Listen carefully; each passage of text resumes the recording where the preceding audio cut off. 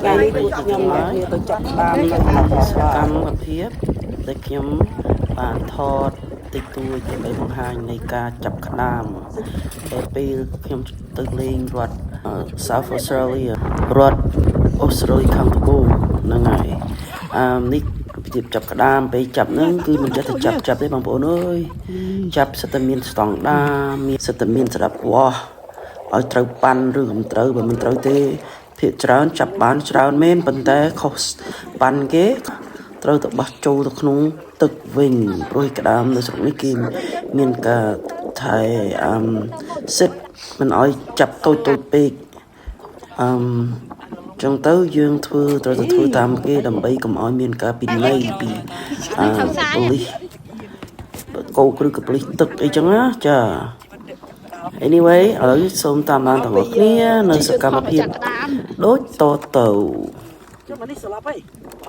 កុំអ៊ំបាក់ប៉ាគៀបជើងអូចាំគៀបជើងចាំគៀបប៉ាប៉ាអានេះអត់មកមួយទៀតអានឹងធំអានឹងធំហើយអានឹងគ្រប់សាយអាហ្នឹងអ៊ំកាត់នេះធំអានេះ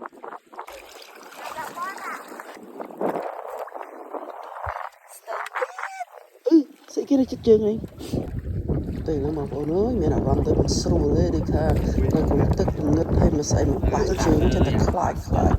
អើយទៅក្មួយវិញនឹងអ៊ំចង់ទៅចង់ចាប់ចង់ឃើញវិញសុខចិត្តនាំអ៊ំទៅនឹងជប់ទឹកនោះខ្យល់ណាស់ពេលហ្នឹងខ្យល់ត្រជាក់ស្រាប់ហើយនេះកំពុងពួកគាត់កំពុងវាស់ទៅបាត់ខ្ញុំមកវិញចូលទៅច្រើនណាស្ដាយមែនទេប៉ុន្តែធ្វើមិនខ្លាចគេពិន័យចឹងទៅខ្ញុំត្រូវទៅធ្វើតាមច្បាប់គេតាមនេះគេអូនោះទៀតហើយនោះហ្នឹងគឺសិតតែបោះចោលឯងបងប្អូនជួយបោះឲ្យចាប់មកវិញជុំណាបោះចាប់មកវិញមកនៅចិត្តគ្នាហ្នឹង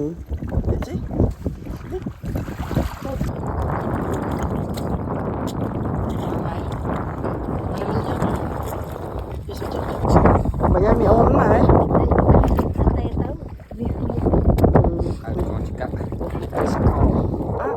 đi xa sẽ có